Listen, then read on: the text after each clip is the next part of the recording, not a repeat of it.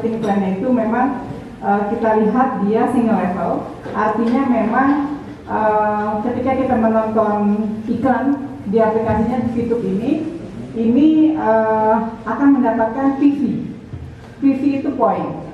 Nah, hanya sebatas itu. Kemudian saya tanyakan ke mereka, apa yang perusahaan dapat dari iklan ini? Perusahaan tidak mendapat keuntungan apa-apa dari iklan yang orang tonton, tapi perusahaan mendapatkan keuntungan dari orang yang beriklan di Fitup. Nah, cuma di surat Apli kemarin itu kita menyarankan jika memang dari Fitup ini memang mau menjalankan atau memberikan komisi-komisi dan bonus yang sifatnya multi ya Pak ya, kalau bahasa Pak Joko itu banyak ya, namanya juga multi level marketing. Kita sarankan mereka untuk membuat QPL.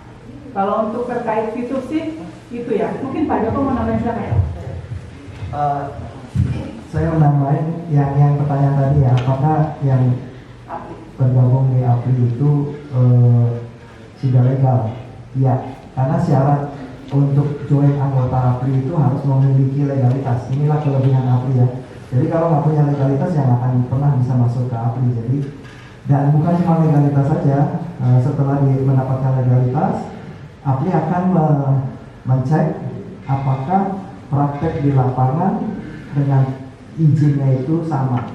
Kalau berbeda itu pun kita tolak. Jadi memang betul banyak yang mau bergabung di Apli tetapi sulit karena Apli betul-betul memastikan bahwa prakteknya itu sama. Jadi kita gampang tinggal ke media dan sebagainya untuk memastikan praktek dan izin itu harus sama. Dan pada pertanyaannya apakah perusahaan yang punya izin itu bisa melakukan money game? Ya bisa saja, karena mungkin prakteknya berbeda. Tadi juga Pak Yogi dalam paparannya banyak perusahaan-perusahaan yang izinnya A tetapi prakteknya B. Nah itu yang bisa melenceng di situ.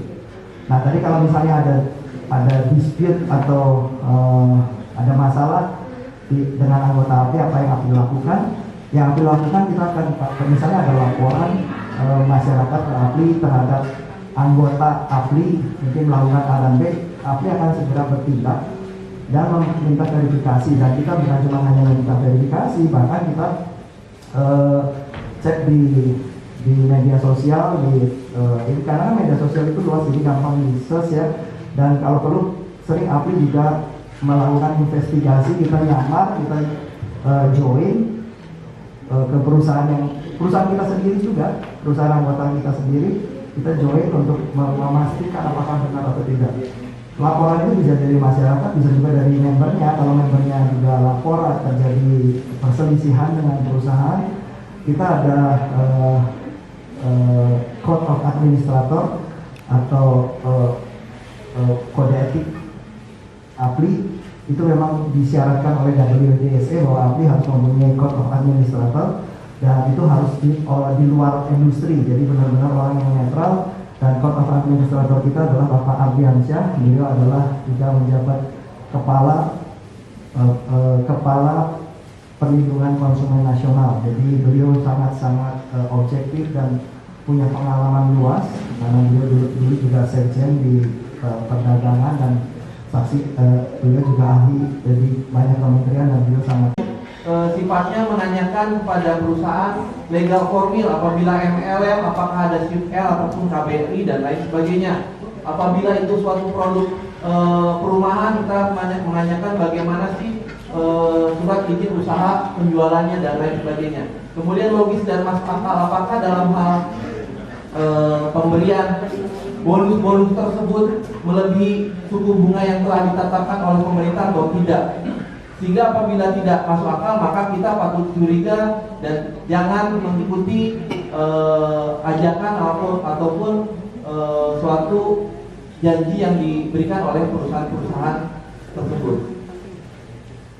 Di sini kesimpulannya hampir sama. Demikian paparan yang dapat kami sampaikan. Wabillahi taufiq walhidayah. Wassalamualaikum warahmatullahi wabarakatuh.